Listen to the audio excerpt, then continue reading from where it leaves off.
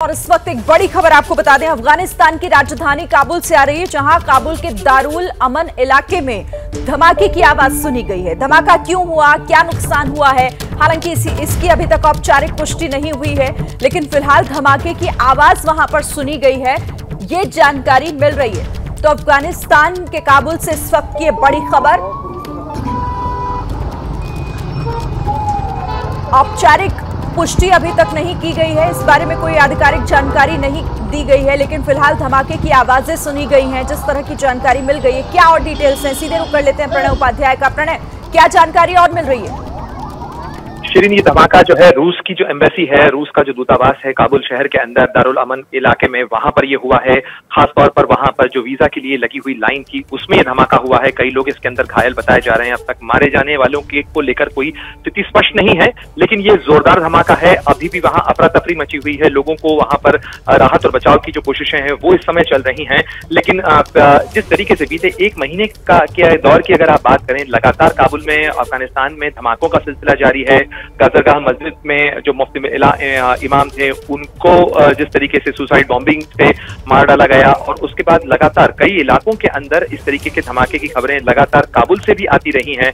और ये जो करीब बताया जा रहा है कि 6 किलोमीटर के दायरे के अंदर ये धमाका जो है महसूस किया गया, इतना जोरदार धमाका था।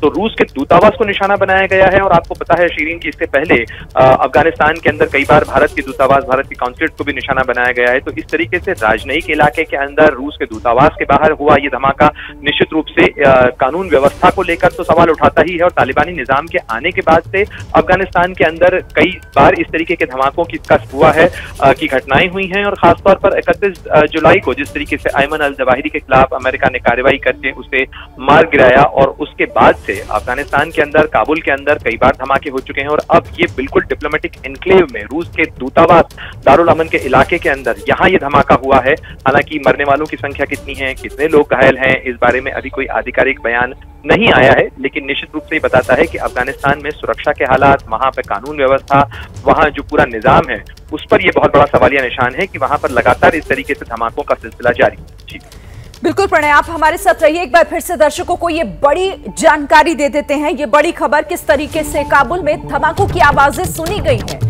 अफगानिस्तान के काबुल में धमाके की आवाज सुनी गई, तस्वीरें आपके सामने हैं, किस तरीके से वहां पर अफरा तफरी का माहौल। जिधर धमाके की आवाज को सुना गया, वहां से लोग अपनी गाड़ियों को पीछे ले जाते हुए दिखाई दिए।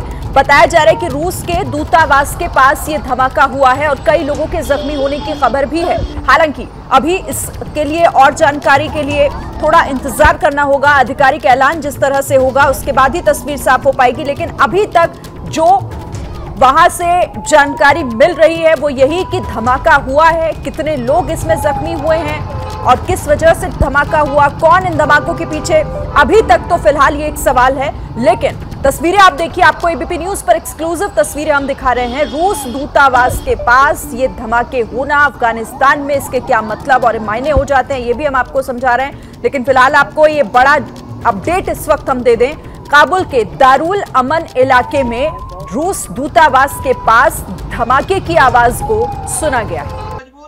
क्या मजबूरी है मेरी, बताइए।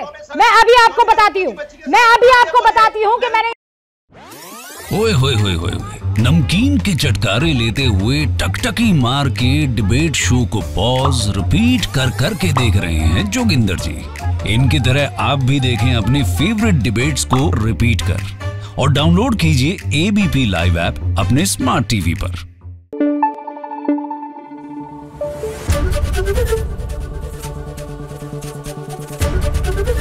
एबीपी न्यूज आपको रखे आगे।